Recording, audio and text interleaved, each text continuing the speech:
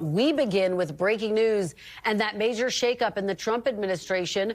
The president announcing on his social media feed this afternoon that he's firing Homeland Security Secretary Kristi Noem and naming Oklahoma Senator Markwayne Mullin as his pick to replace her. Senator Mullin was attending a Senate lunch when he got a call from the president telling reporters he was not expecting that call today. Take a look.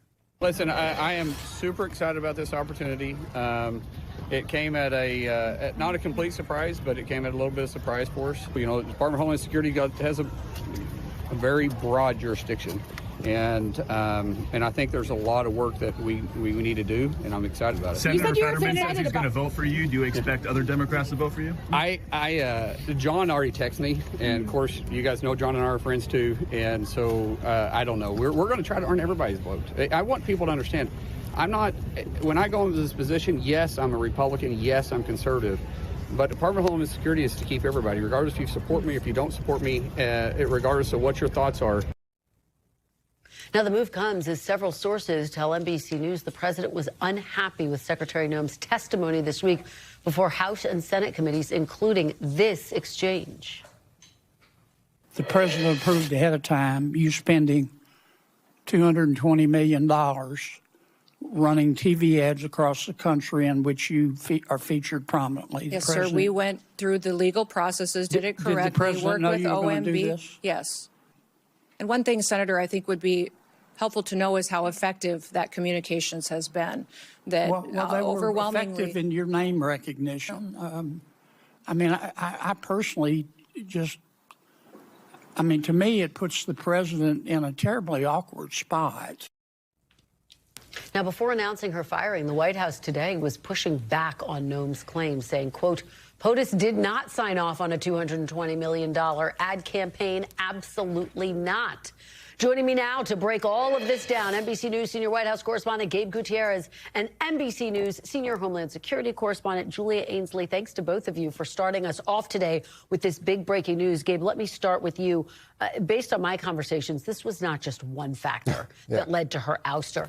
Basically, there were a number of issues that just started piling up and became too great. Well, certainly, Kristen, and the first indication today was a statement you just read. Absolutely not. It's rare that you get such pushback from the White House, specifically after Secretary Noem was on Capitol Hill earlier this week. And that really got to the president. $200 million for an ad campaign that tries to make her look good.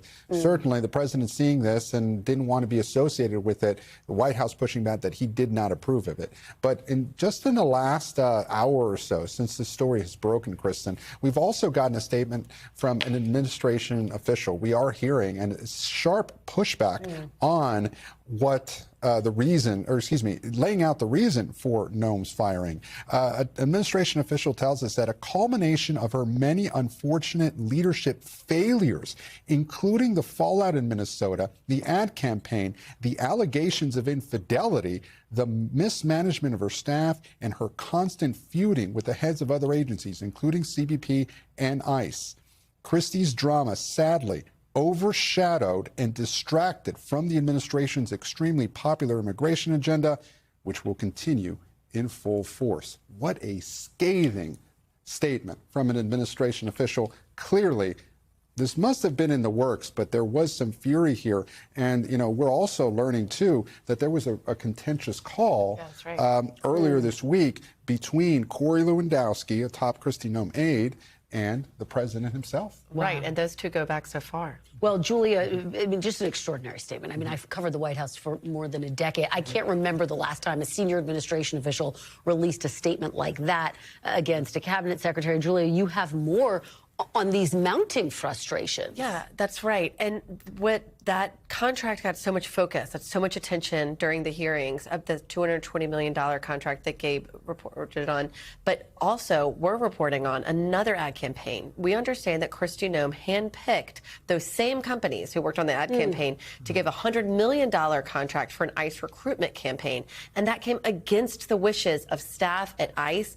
And we understand their jobs were actually threatened when they went against the secretary. We have internal communications and 3 administration officials. So So a lot of people coming out of the woodwork at this point, as they often do, to say, I have a story as well, sharing how this one ad campaign was really indicative of a larger problem because, as we heard so much during those hearings, it was Corey Lewandowski and Kristi Noem who had the authority to approve any contract over $100 million. And so things started to really fall within their purview to handpick, to decrease the competition on what should be a competitive bidding process. And it got harder and harder for Noem to defend those decisions going forward. And this, of course, comes after her very quick reactions after the deaths of Alex Preddy and Renee Nicole Good. And after that, that's when we already started to see some of her power fade. Yeah, and some internal criticism really bubbled up at that time. Julia, what about that luxury plane? That became a real flashpoint as well. Break that down. It was interesting. I mean, we first had those pictures here at NBC News, and those were put on about every poster board we could see inside those hearing rooms. Here you see that bed, Kristi Noem said, would be ripped out and replaced with seats for deportees, which was a tough answer for some to swallow on these committees. Of course, why not just get a regular plane where you could fit 100 people? I've been on those planes before. They look like any commercial aircraft. But instead, she was asking for $70 million for this plane, which she said would be used for a dual purpose for cabinet level travel, meaning for her, and for deportations. And of course, that was something that DHS said would be a cost saving measure.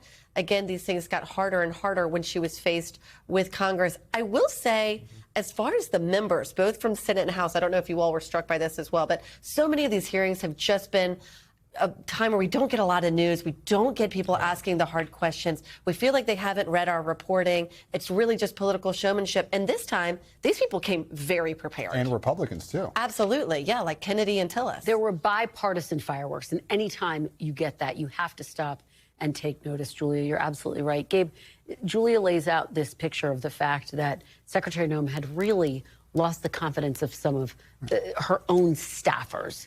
Let's turn to Senator Markwayne Mullin. This is President Trump's pick to replace Secretary Noem. He has to be confirmed. I'm told that that confirmation process will move quite quickly.